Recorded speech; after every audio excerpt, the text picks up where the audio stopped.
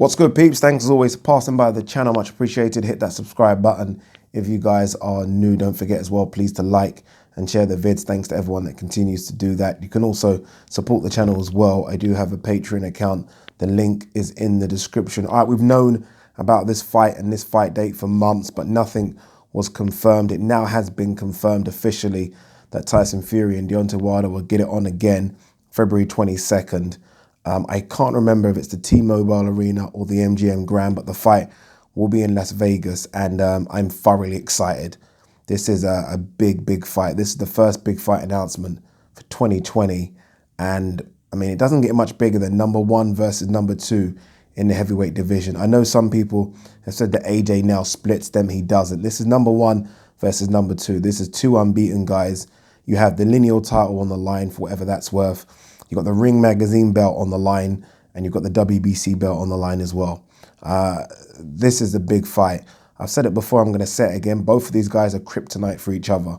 I think we've seen from the first fight that Tyson Fury can outbox Deontay Wilder, but we've also seen that Deontay Wilder can put Tyson Fury to sleep just like that. And that's what makes it a very exciting fight. The gamble was paid off, people. The gamble was paid off. These guys were supposed to fight immediately after their first fight, which is what, December 1st, 2018. It didn't happen. Tyson Fury went that way, signed a big deal with Top Rank, had two gimme fights, if you like, with Tom Schwartz and Otto Wallin, although Otto Wallin wasn't gimme in the end, but it was supposed to be two gimme fights. Deontay Wilder went that way, had two tougher fights against Dominic Breazeale and Luis Ortiz, ended both of those with devastating knockouts. If the fight was made immediately after the first fight, it wouldn't have made as much money as it's going to make now. And that's the gamble, right? You do that. It doesn't always work out that way. I mean, Tyson Fury could have lost the Otto Volume one, right? It could have been stopped on a cut. He loses, and then it doesn't work. It's worked somehow, and now the fight will make a lot more than if it was done immediately after the first fight. 100%. If the first fight, I can't remember how many pay-per-view buys the first fight did. I'm going to say around 350. I could be wrong. I think if the fight was immediately made after that, it would have probably done around the 600 to 700. I think it would have doubled. So I'd say 600 to 700,000. Now that Deontay Wilder's gone and looked devastated in his knockouts, Tyson Fury's won, but he's also appeared on a WWE. He's appeared on chat shows. His stock has gone up. Wilder's stock has gone up. This fight now, a year and a bit later, will probably go over that 1 million pay-per-view mark. I don't think it's going to go over 2 million. I know Bob Arum has been saying things like 2 million. I don't think it does that, but it's still going to do a lot more than if they were to do it immediately after the first fight. So the gamble has paid off. And boxers always do this, right?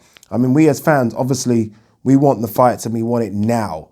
But the boxers look at it from a completely different viewpoint, and so do the promoters and managers. I mean, Manny Pacquiao versus Floyd is a great example. I wanted Pac-Man Floyd immediately after Pac-Man beat Cotto, right? That didn't happen. It happened 4 years later. But I know for a fact that if it happened when I wanted it, it wouldn't have done 4.5 million pay-per-view buys. It wouldn't have. And Floyd wouldn't have got paid, I don't know, what did he get paid, 200 million or so. He wouldn't have got paid that. They waited, it marinated, and then done 4.5 million pay-per-view buys. This one obviously isn't like that. It's a bit different. They've not waited as long. Neither fighter has lost. I don't think it's as big a fight for the casuals. It certainly isn't. But they've waited, it's worked, and they get it on again. Who do you guys favor in this fight? I think since the rematch was announced, or I knew there was going to be a rematch, I think I've always said gun to the head, Deontay Wilder. I think Deontay Wilder underestimated Tyson Fury a bit in the first fight. He was ringside for Tyson Fury versus Pianeta, and that wasn't a great Tyson Fury. It wasn't. So he's probably thinking, this is going to be easy work. I mean, this kid that's been off 2.5 years, fought Sefer Seferi, Pianeta is going to come into my world. No chance.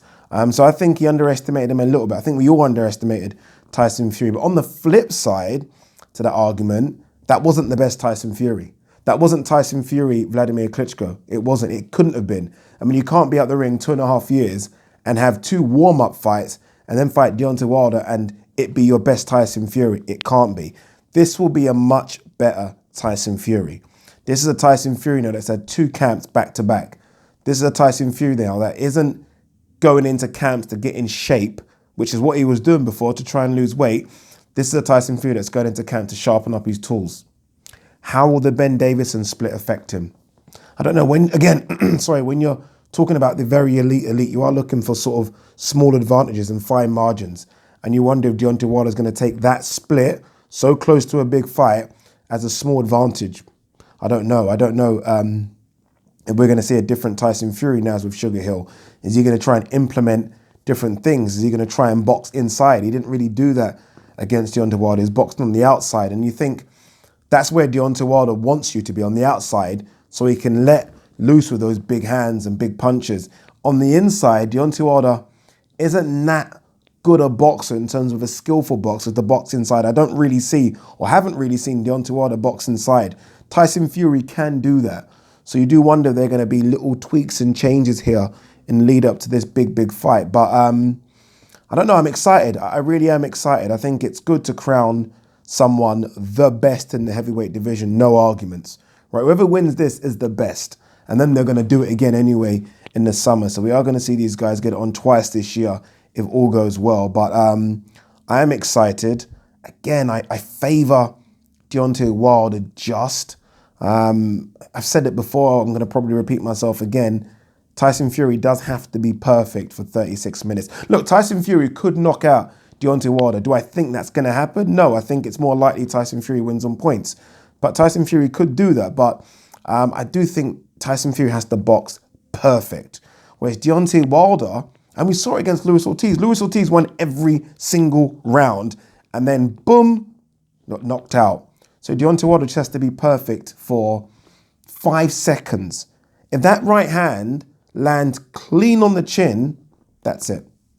That's it. It really is. That's it. And people might say, yeah, well, it landed last time and Tyson Fury got up. It didn't land clean. I'm talking clean. If it lands clean, then he ain't getting up from that. And even if he gets up from that, I think Deontay Wilder will rush him and try and knock him out again. So I don't know. All I do know is that I am excited. It's good that this fight has been made February 22nd. There was some talk about there being a slight delay. That was because of Tyson Fury's eye and the fact that Deontay Wilder versus Luis Ortiz was delayed a bit itself. Remember, that fight was supposed to happen around October, ended up happening sort of 5-6 weeks after their supposed date. So there was talk about it being delayed until March, April. That hasn't happened. February 22nd, Wilder versus Fury 2. I am going Wilder, late stoppage, but I've bet against Tyson Fury twice, and twice he shoved that bet right up my arse. I bet against him for Klitschko, proved me wrong. Bet against him for Wilder, proved me wrong. Am I really going to bet against the Gypsy King a third time? Now, today, I don't even know what the date is, I'm going to say yes. Let me see a few more training camp videos. Let me see what kind of shape he's in and I could change my mind. But right now, I do favour Wilder just. Peace.